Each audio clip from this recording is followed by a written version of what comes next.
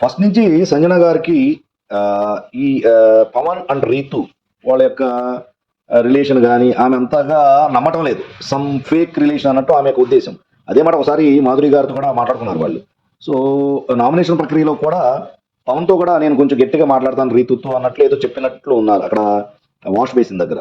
తర్వాత at the same time Ritu గారిని ఒక రేంజ్లో మాట్లాడుకుంటూ ఇద్దరి మధ్యలో టూ మచ్ కొంచెం లైన్ క్రాస్ చేశారు.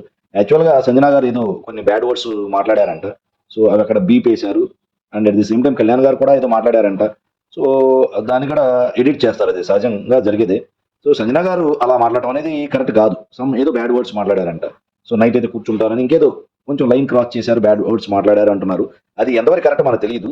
సో ఓవరాల్ గా సంజన గారు ఏంటంటే రీతు గారి గేమ్, రీతు వల్ల పవన్ యొక్క గేమ్ చెడిపోతుంది అనేది ఆమె యొక్క ఆర్గ్యుమెంట్ ఫస్ట్ నుంచి.